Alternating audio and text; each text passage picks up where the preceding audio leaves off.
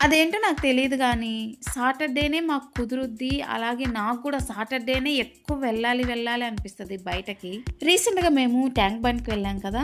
ఎక్కడ చూసినా Christmas vibes అనేవి మంచిగా కనిపిస్తున్నాయి. నా లైఫ్‌లో దేవుడు వరం ఇచ్చినా, పూజారి వరమినట్టు అయిపోతది. ఎందుకు ఈ డైలాగ్ అంటారా? మా హస్బెండ్‌కి బయట తినటం అస్సలు ఇష్టం ఉండదు. నాకేమో ఇంట్లో తినేది అస్సలు నచ్చదు. ఎలాగో ఫైనల్‌గా బయటకొచ్చాం గదా! నచ్చింది తిందామంటే పిల్లలు. ఎందుకంటే వాళ్ళ ముందు మనం ఏదంటే అది తింటే వాళ్ళకి అదే కావాలంటారు కదా. ఎనీవే మనం వద్దనేది కూడా వాళ్ళు ఖచ్చితంగా అడిగి తీసుకుంటారు. అలాగే ఈ పీచ్ మిఠాయి. నేను మా హస్బెండ్ అయితే ఈ బెలూన్స్ కొనుక్కుంటూ ఉండడానికి చాలా ట్రై చేశాం. కానీ మా వల్ల కాదు. గైస్ మనం 90 కిడ్స్, మనం 20 కిడ్స్ తో ఎలా పోటీ పడి గెలవగలుగుతాం చెప్పండి. నాన్ వెజ్ స్మెల్ నన్ను ఎంత పిలుస్తున్నప్పటికీ నేను వెజ్ కే హ్యాండ్ ఇచ్చాను. అంటే తీసుకున్నాను. హాయిగా ఒక స్వీట్ అయితే వేసా. కాలా జామున్ చాలా బాగుంది. మా పిల్లలు ఇప్పటికే మీకు చాలా టైం ఇచ్చాము, ఇక పదండి అన్నట్టు ఒక్కొక్క వికెట్ డౌన్ అవుతా ఉంది. అందులో మేము బైక్ మీద వచ్చాం కాబట్టి సేఫ్టీ ప్రయారిటీ కాబట్టి వాళ్ళు నిద్రపోకముందే స్టార్ట్ అయిపోయాం. నెక్స్ట్ టైం సండేను వచ్చేలా చూసుకుంటా. ఇక ఇంతే ఈ వీడియో. మీకు కనుక నచ్చినట్లయితే తెలుసు కదా ఏం చేయాలో. సబ్స్క్రైబ్.